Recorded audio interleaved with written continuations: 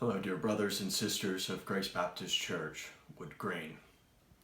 Very little has changed over the past week.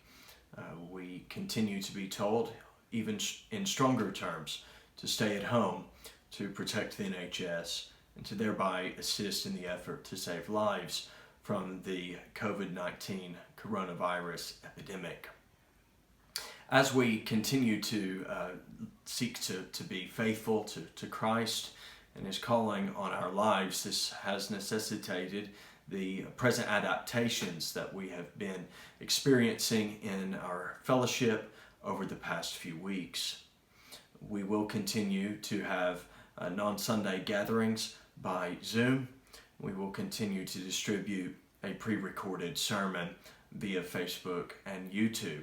And we ask that you make a discipline of gathering with your families to view that sermon, to discuss it, to pray, and to sing.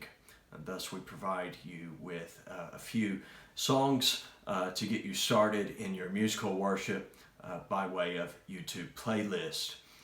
We are thankful for the wonders of modern technology that enable us to continue to do things with some sense of normalcy, even though it is not normal.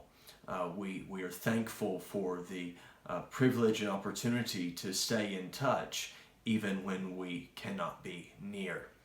And so we ask that you take full advantage of these opportunities, of these technologies to minister to one another.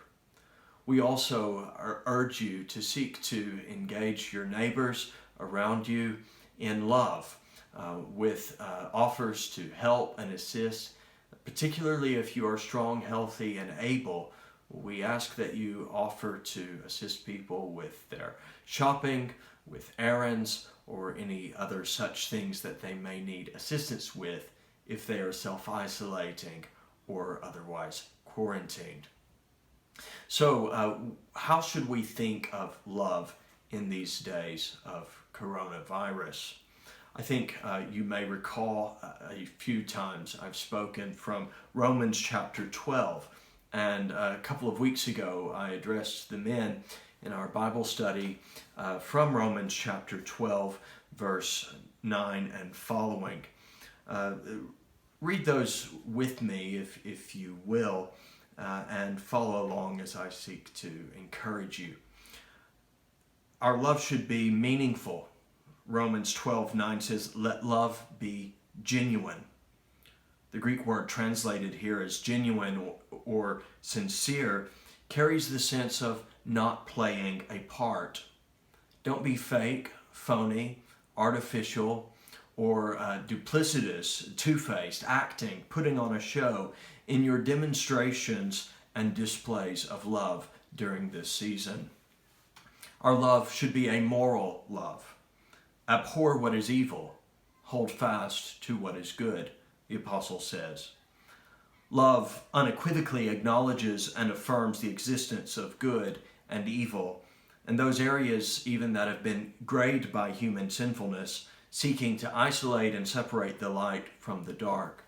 It is because love is moral that we affirm the dignity, worth, and value of all people, including the elderly and those with underlying health conditions or otherwise vulnerable to this disease.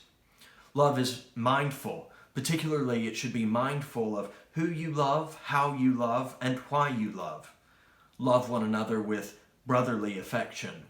Outdo one another in showing honor. Do not be slothful in zeal, rather be fervent in spirit. Serve the Lord, rejoice in hope, be patient in tribulation, be constant in prayer. And how we need you to be praying right now. Pray for the key workers in our nation, but particularly start with those key workers in our congregation. Those who work in schools, in care homes, on construction sites, in hospitals, particularly Elder Charles's wife, Noma, who works in the ICU of North Middlesex Hospital. And pray too for me as I seek to deliver aid and relief to those in this community who are quarantined and locked down. Love should be ministerial. Contribute to the needs of the saints and seek to show hospitality. Bless those who persecute you. Bless and do not curse them. Rejoice with those who rejoice. Weep with those who weep. Live in harmony with one another. Do not be haughty, but associate with the lowly. And finally, love is merciful. Never be wise in your own sight. Repay no one evil for evil, but give thought to do what is honorable in the sight of all. If possible, so far as it depends upon you, live peaceably with all. Beloved, never avenge yourselves, but leave it to the wrath of God, for it is written, "Vengeance is mine, I will repay," says the Lord. To the contrary, if your enemy is hungry, feed him. If he is thirsty, give him something to drink, for by so doing, you will heap burning coals on his head. Do not be overcome by evil, but overcome evil with good. That's my encouragement to you this week. I hope and pray that you are safe and well. I ask that you pray for those who are not well. We have a sister who's been admitted to hospital. We have others who are struggling with their mental health during this time, and we ask that the Lord would intervene in their lives. Also, remember that this week we have a commitment to receive an offering for our brother Vadim Kaczynski in Ukraine. We'll continue to give and hope that you will be disciplined in doing that so that we can meet our commitment to a brother faithfully serving the Lord in another part of the world. For now, God bless you and be with you.